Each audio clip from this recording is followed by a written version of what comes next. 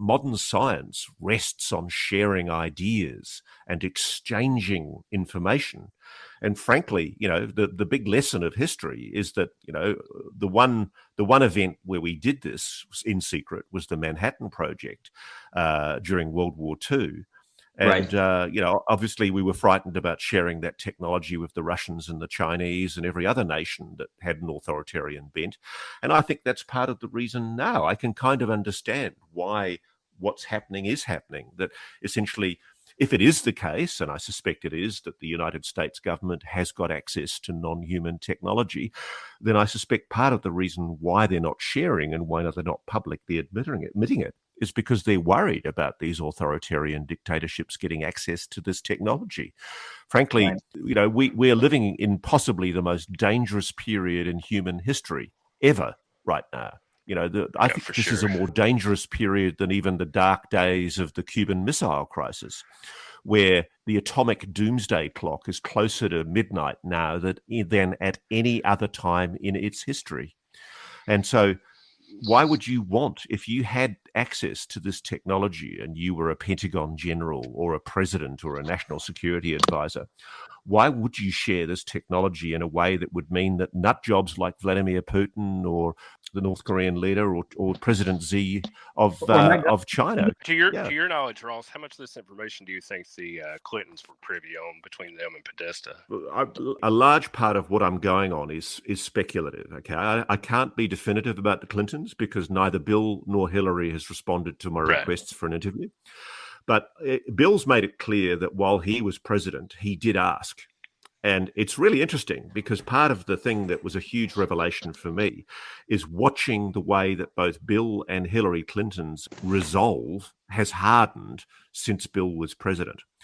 Because Bill and John Podesta, who was one of Clinton's senior advisors, very senior official in the White House, they've talked about the fact that they actually openly asked and demanded access to information on UAPs.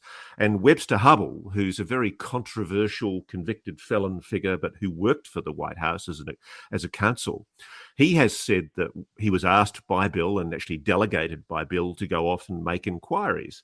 And he says that essentially their attempts to get to the bottom of it were frustrated by a recalcitrant Pentagon and intelligence community who believed that it wasn't the president's right to know this information.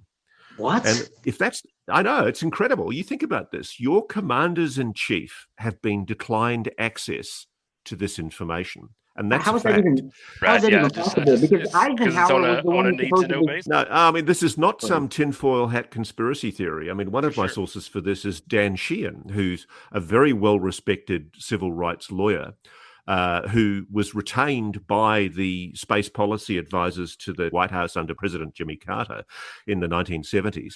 He was retained to essentially help write a report for the president on what the government knows about UAPs. And he tells me this incredible story, and I write about it in my book, where after much truculent resistance by the intelligence community, it was agreed that Dan singularly could go to a secure archive in the Library of Congress, and under heavy guard, he was allowed to review for one day the microfiche of the still unreleased redacted files, the unreleased classified files of Project Blue Book, the information that the Air Force has allegedly still to this day withheld about Project Blue Book, its investigations into UFOs that finished in 1969, 1970. One of the things that Dan describes is that he realized there was no bloody way he was going to be able to read all these files in one day because it was literally a high-speed microfiche machine and probably miles of boxes of microfiche. And so he literally just started putting random bits of microfiche into the microfiche viewer and scrolling through looking for photographs. He puts in one microfiche, nothing there, no photos. A second microfiche, nothing there, no photos. And then I think it was the third microfiche where he told me, and he stopped. And at the moment that he stopped, he realized there was a cover-up. Because there on the photograph were images of American soldiers dressed in 1940s uniforms doing a retrieval of what was clearly a craft, a vehicle, a crashed flying saucer.